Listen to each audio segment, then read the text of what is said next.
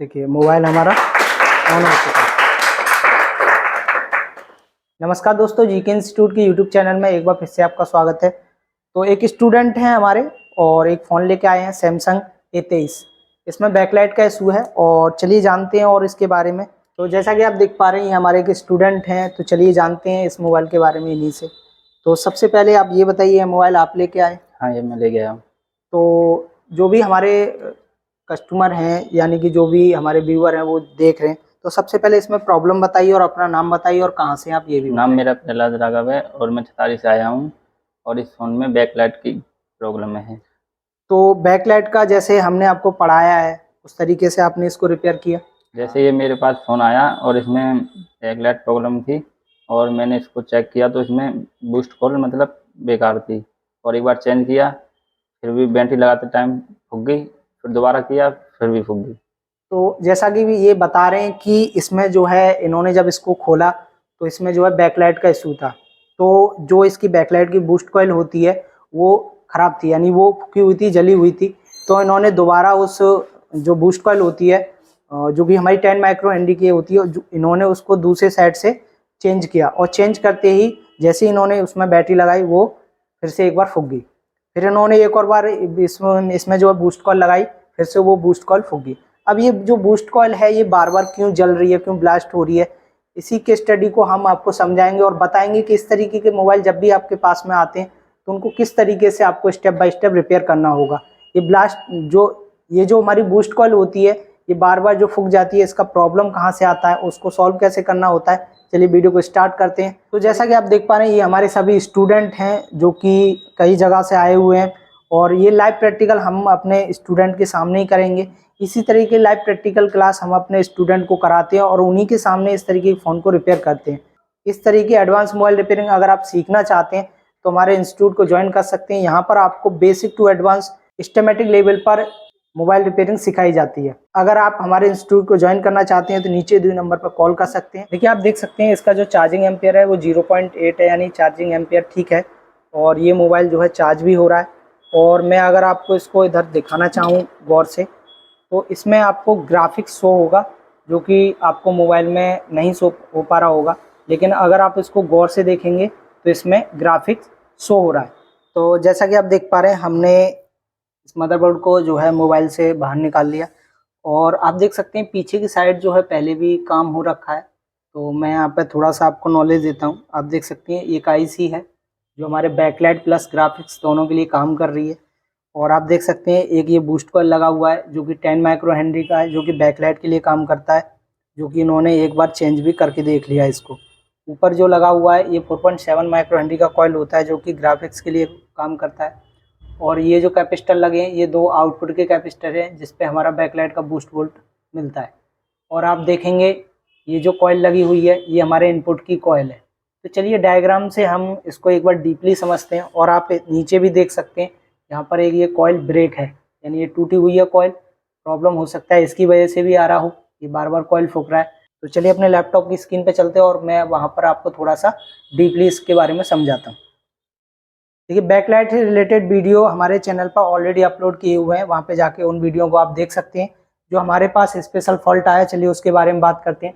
देखिए एक आईसी है जो कि हमारे मोबाइल में लगा हुआ है। इसमें देखिए ये जो हमारा वीपीएच पावर जो सप्लाई होता है जो कि हमारे 3.7 वोल्ट से 4.2 वोल्ट तक का होता है, ये सप्लाई हमारे इन कैपेसिटर के थ्रू इस आईसी में इन होता है और यही सप्लाई इन कॉइल से होके हमारी आईसी में इन होता है। अभी देखिए यहाँ पर दो कॉइल लगी हुई हैं, एक तो ये कॉइल लगी हुई है और एक ये कॉइल लगी हुई है।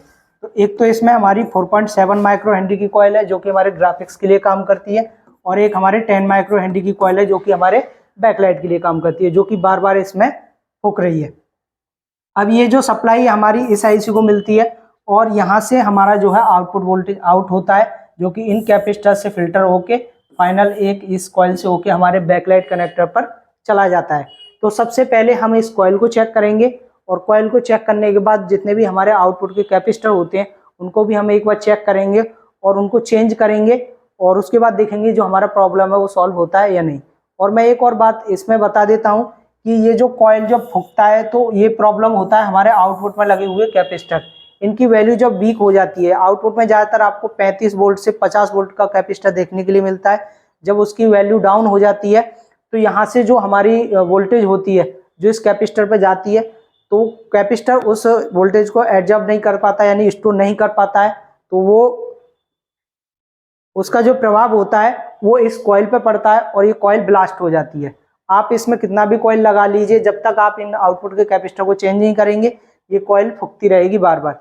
तो चलिए हम आपको इन कैपेसिटर को, जो कि आउटपुट में लगे हुए थे 2 कैपेसिटर, और ये जो कॉइल है इसको भी आपको चेंज करके दिखा देते हैं, और एक जो कॉइल ब्रेक हुई थी उसको भी आपको चेंज करके दिखाते हैं, और फिर देखते हैं कि जो हमारा प्रॉब्लम है वो सॉल्व होता है या नहीं। ऑलरेडी ये जो कॉइल है हमारी, जो कि 10 माइक्रो हेनरी की है, ये हमारे स्टूडेंट ने जो है 2-3 बार चेंज कर लिया है, उसके बाद भी ये सेट नहीं बना। तो हम कॉइल को तो चेंज करेंगे ही करेंगे, क्योंकि कॉइल ब्रेक हो चुकी है। उसके साथ साथ ये आउटपुट के जो कैपेसिटर होते हैं उनको भी आपको चेंज करके दिखाएंगे। देखिए ये एक स्पेशल फॉल्ट होता है जो कि नॉर्मल टेक्नीशियन नहीं बना पाते।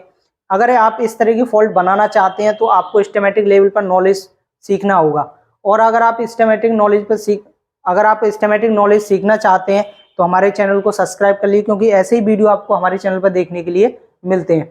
देखिए इस तरीके की जब आपके पास फॉल्ट आते हैं तो आपको पता होना चाहिए कि आउटपुट में जो कैपेसिटर लगा हुआ है वो कितने वोल्ट का लगा हुआ है, इनपुट में जो कैपेसिटर लगा हुआ है वो कितने वोल्ट का लगा हुआ है। इसको आपने नॉर्मल कैपेसिटर समझ के निकाल दिया और नहीं लगाया तो भी हमारा बैकलाइट काम नहीं करेगा, और आपने इस कैपेसिटर को निकाल के इसकी जगह अगर कम वैल्यू का कैपेसिटर लगा दिया तो भी हमारा बैकलाइट काम नहीं करेगा। तो इस तरीके की सिस्टमैटिक नॉलेज आपको होनी चाहिए कि किस जगह कितनी वैल्यू का कंपोनेंट लगा हुआ होता है, तभी आप एक अच्छे लेवल पर आप रिपेयरिंग कर पाएंगे। और इसी तरह की रिपेयरिंग अगर सीखना चाहते हैं तो हमारे इंस्टीट्यूट को ज्वाइन कर सकते हैं। यहाँ पर आपको basic to advance fully detail knowledge दी जाती है और आपको सिस्टमैटिक नॉलेज पर सारी जानकारी दी जाएगी। तो चलिए आपको कंपोनेंट लगा के दिखाते हैं और बताते हैं कि हमारा जो मोबाइल है वो ठीक होता है या नहीं। उससे पहले आपको जो इनपुट वोल्टेज जो अभी रिसेंटली कंडीशन है उसको भी आपको चेक करके दिखाते हैं। देखिए ये जो लाइव क्लास है हमारे लाइव स्टूडेंट के सामने चल रही है। चलिए इनसे पूछते हैं कि जो हमने अभी इनको समझाया बताया क्या ये समझ पाए। तो क्या ये जो हमने अभी आपको जितनी भी सारी चीज़ें बताई हैं वोल्टेज के बारे में ये समझ में आया है? अभी इस तरह कोई भी फॉल्ट आएगा आप बनाओगे? ठीक है, तो अभी आप अभी हम इसको कंपोनेंट को चेंज करते हैं और आपको दिखाते हैं कि हमारा मोबाइल जो है ठीक होता है या नहीं। देखिए मल्टीमीटर को मैंने 20 वोल्ट डीसी पर रख लिया है और अभी की जो एक्चुअल कंडीशन है वो मैं आपको चेक करके दिखा देता हूँ। देखिए एक पिन को कहीं भी आप ग्राउंड कर लेंगे और जो इनपुट सप्लाई है वो चेक करेंगे। देखिए यहाँ पर 3.8 वोल्ट आ रहा है, यानी कि वीपीएस बन रहा है। और इस कॉइल पर चेक करेंगे, देखिए इस कॉइल पर भी वीपीएस जा रहा है। और इसके आउटपुट में चेक करेंगे, देखिए इसका आउटपुट में कोई भी वीपीएच आपको देखने के लिए नहीं मिल रहा है। तो इसका मतलब एक नंबर ये जो कॉइल है ये ओपन हो चुकी है, और इसकी जो वजह है ये जो आउटपुट में कैपेसिटर लगे हैं दोनों, इनको भी हम चेंज करेंगे। और आप नीचे देख सकते हैं एक कॉइल ये भी ब्रेक है, इसको भी चेंज करेंगे। तो सबसे पहले हम क्या करते हैं, इन दोनों कैपेसिटर को और इस कॉइल को चेंज करके आपको दिखाते हैं और फिर चेक करते हैं कि हमारा प्रॉब्लम सॉल्व होता है। देखिए सबसे पहले ये जो सीपीयू होता है इसको आप एक टेप से कवर कर लें जिससे ये सीपीयू ज़्यादा हीट ना हो। और उसके बाद जितने भी हमें कंपोनेंट निकालना है, जैसे हमें ये कंपोनेंट निकालना है, इस पर हल्का सा फ्लेक्स पेस्ट अप्लाई करेंगे क्योंकि दोनों कंपोनेंट आपको निकालने होंगे। उसके बाद ये जो कॉइल है इस पर भी हल्का सा आपको फ्लेक्स पेस्ट अप्लाई करना, और ये भी कॉइल मुझे चेंज करनी है तो मैं इस पर भी फ्लेक्स पेस्ट अप्लाई कर देता हूँ। उसके बाद जो है हम मशीन का टेम्परेचर 350, 360 या 370 पर सेट कर लेंगे। और उसके बाद जो है एयर आपको 1 या 2 पर सेट कर लेना है। उसके बाद कंपोनेंट को निकालना है। देखिए जब कंपोनेंट आप निकाल रहे हो तो सीपीयू की तरफ ज़्यादा हीट ना दें, क्योंकि सीपीयू डैमेज होने का इसमें प्रॉब्लम रहता है।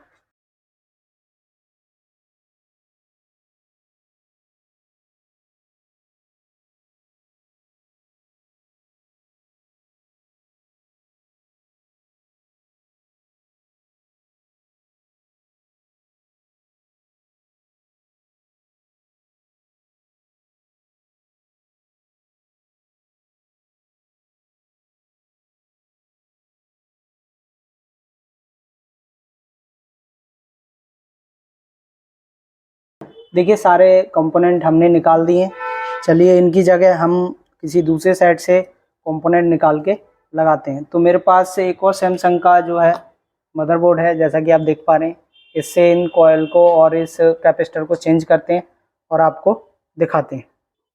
देखिए सारे कंपोनेंट हमने जो है चेंज कर दिए हैं और जो आपको टेम्परेचर रखना है वो 360 या 370 से ऊपर नहीं रखना है, क्योंकि वहाँ पर CPU डैमेज होने का खतरा रहता है। हमने टेम्परेचर को ज़्यादा इसलिए किया क्योंकि यहाँ पर AC लगा हुआ है और उसकी वजह से थोड़ा सा टेम्परेचर हमने इसको बढ़ा लिया। लेकिन आप जब भी काम करें तो 360-70 से ऊपर टेम्परेचर नहीं रखना है। तो चलिए इसको एक बार क्लीन करते हैं। और देखिए मोबाइल हमारा ऑन हो चुका है और इसमें देख सकते हैं यहाँ पर सैमसंग लिखा हुआ आ चुका है और इसका जो डिस्प्ले का जो बैकलाइट था वो प्रॉपर तरीके से ठीक हो गया है। चलिए एक बार इसको प्रॉपर ऑन होने देते हैं और उसके बाद इसकी फाइनल डिस्प्ले भी आपको दिखाते हैं। देख सकते हैं ये इसकी फाइनल डिस्प्ले है और आप देख सकते हैं इसमें जो टच है वो प्रॉपर काम। तो जैसा कि आपने देखा किस तरीके से स्टेप बाय स्टेप इस मोबाइल को हमने ठीक किया। चलिए उनसे बात कराते हैं जिनका ये मोबाइल है। तो खड़े हो जाइए आप। तो जैसा कि आप देख पा रहे हैं ये हमारे एक ओल्ड स्टूडेंट यानी पुराने स्टूडेंट हैं।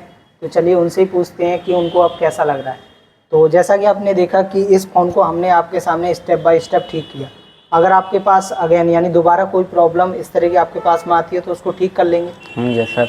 देखिए ये तो हमारे ओल्ड स्टूडेंट रहे। जितने भी हमारे नए स्टूडेंट हमारे पास सीखने आते हैं, जैसे कि हमारे पास ये स्टूडेंट है जो कि काम सीख रहे हैं, इन्हीं के सामने हम लाइव रिपेयर करते हैं और इनसे भी कराते हैं। जब ये इस तरह का प्रॉब्लम जब भी अब कभी दोबारा हमारे पास में आएगा तो हमारे स्टूडेंट ही कोई इस तरह के फॉल्ट को रिपेयर करेंगे।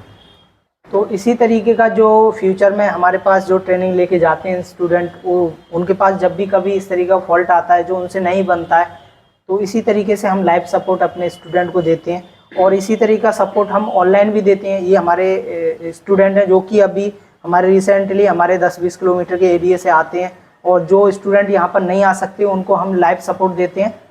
देखिए इसी तरीके का मोबाइल रिपेयरिंग अगर आप सीखना चाहते हैं तो हमारे चैनल को सब्सक्राइब कर लें, साथ ही बेल आइकन दबा लें जिससे आने वाले वीडियो की नोटिफिकेशन आपको सबसे पहले मिल सके। और अगर आप चाहते हैं कि GK इंस्टीट्यूट से मोबाइल रिपेयरिंग का ट्रेनिंग लेना तो नीचे दिए नंबर पर कॉल कर सकते हैं। आपके नंबर पर सारी इन्फॉर्मेशन भेज दी जाएगी।